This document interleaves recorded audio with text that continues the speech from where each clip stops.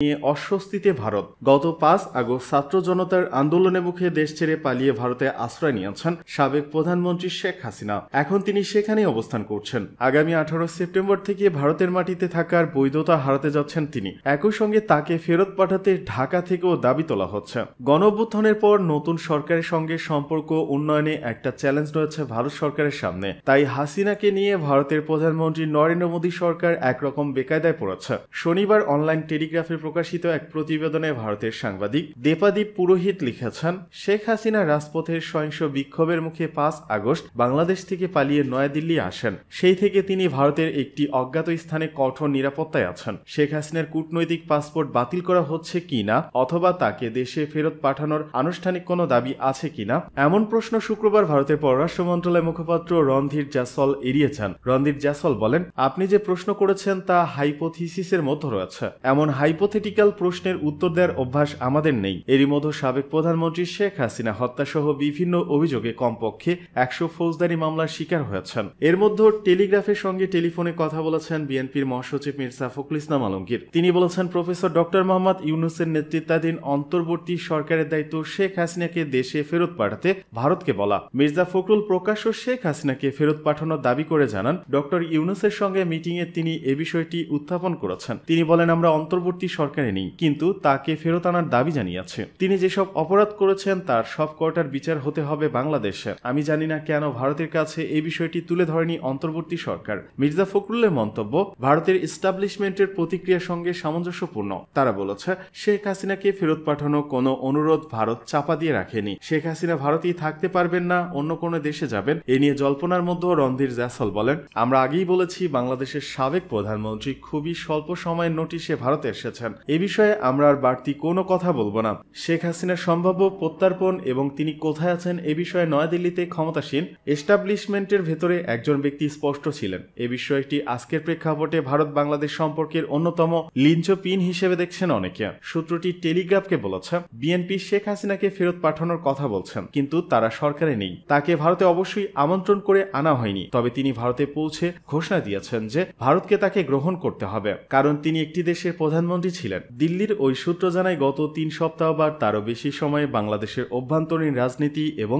সারা বিশ্বে বিশেষ করে ভারতের প্রতি সাধারণ মনোভাব উভয় ক্ষেত্রে যথেষ্ট পরিবর্তন হয়েছে। প্রশাসন ও বিচার বিভাগকে আওয়ামী লীগের দুর্নীতিমুক্ত করার নামে বিচারক, সিনিয়র সরকারি কর্মকর্তা ও শিক্ষকদের জোরপূর্বক পদত্যাগে বাধ্য করা হয়েছে। এতে মূলত ছাত্র আন্দোলন ও ইসলামপন্থী দলগুলো তরুণ নেতৃত্ব ভূমিকা রেখেছে। প্রফেসর ডক্টর মোহাম্মদ ইউনূস যখন একটি সুষ্ঠু ও ন্যায় বিচার ভিত্তিক সমাজ গঠনের প্রতিশ্রুতি দিয়েছেন, তখন সংখ্যালঘুদের ওপর হামলা অব্যাহত রয়েছে।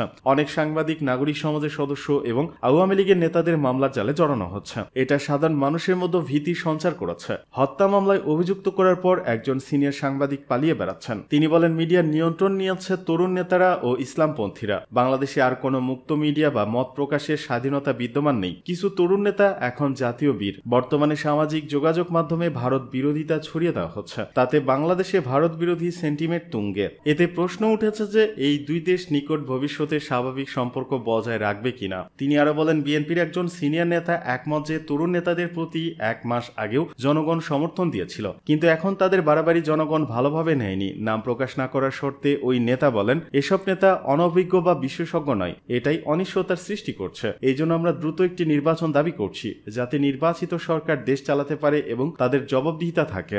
ভারতের এস্টাবলিশমেন্টের একটি সূত্র বলেছে, বাংলাদেশের নতুন শাসক গোষ্ঠীর সঙ্গে কাজ করতে উদ্গ্রীব নয়াদিল্লি, কিন্তু পুরো প্রক্রিয়া অনুকূলে নেই। এটা অনিশ্চয়তার ফলে সৃষ্টি হয়েছে। এর একটি উদাহরণ হলো পূর্বাঞ্চলীয় সীমান্তের আইন শৃঙ্খলার কথা মাথায় রেখে পূর্ণাঙ্গ ভিসা সার্ভিস বন্ধ রাখার সিদ্ধান্ত নিয়েছে ভারত। এই প্রতিনিধিকে বিএনপির জয়েন্ট সেক্রেটারি জেনারেল এমরান সালে প্রিন্স বলেন, ভারতের জনগণের সঙ্গে আমাদের জনগণের যোগাযোগ চাই।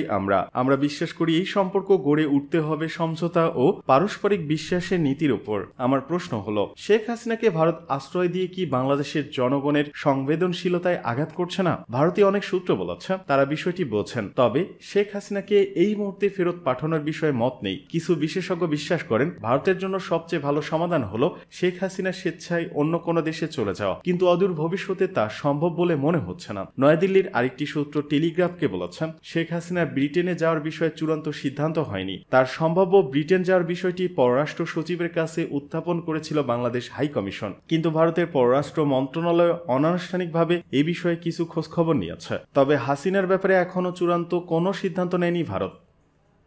জনগণই ঠিক করবে আগামীতে কারা সরকারে, জানালেন তারেক রহমান।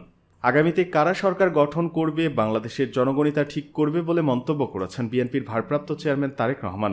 গতকাল ময়মনসিংহ ও সিলেট বিভাগের নেতাকর্মীদের সঙ্গে মতবিনিময় সভায় তিনি এ মন্তব্য করেন বলে বিএনপির এক বিজ্ঞপ্তিতে জানানো হয়েছে। নেতাকর্মীদের সতর্ক করে তারেক রহমান বলেন, স্বৈরাচার পতন গণতান্ত্রিকামী জনগণের দীর্ঘ আন্দোলনের বিজয়। নিকট অতীতে স্বৈরাচার ছিল দৃশ্যমান গণনিপীড়নকারী, আর এখন স্বৈরাচারের দোসরা অদৃশ্য শক্তিরূপে জনতার বিজয়কে প্রশ্নবিদ্ধ করার ষড়যন্ত্র চালিয়ে যাচ্ছে। দৃশ্যমান প্রতিপক্ষের চাইতে অদৃশ্য শত্রু অনেক বেশি ভয়ঙ্কর। দৃশ্যমান প্রতিপক্ষকে আমরা চিনি, তাদের আক্রমণের ধরনও আমাদের পরিচিত, কিন্তু অদৃশ্য শত্রুরা অচেনা। সর্বত্র তাদের অবস্থান এবং তাদের কৌশল ও চোরাগোপ্তা। এই ষড়যন্ত্র মোকাবেলায় তৃণমূল নেতাকর্মীদের সার্বক্ষণিক সতর্ক থাকতে হবে। দৃঢ় আশাবাদ ব্যক্ত করে বিএনপির ভারপ্রাপ্ত চেয়ারম্যান বলেন, তৃণমূল সতর্ক নজরদারি রাখলে কোনো ষড়যন্ত্রকারী দলের সুনাম ক্ষুণ্ণ করতে পারবে না ইনশাল্লাহ। একই সঙ্গে দলের বিরুদ্ধে ষড়যন্ত্রকারী সকল অদৃশ্য ও দৃশ্যমান শক্তিকে প্রতিহত করতে তৃণমূলকে সজাগ, ঐক্যবদ্ধ এবং সর্বোচ্চ সতর্ক থাকার নির্দেশনা দেন তারেক রহমান।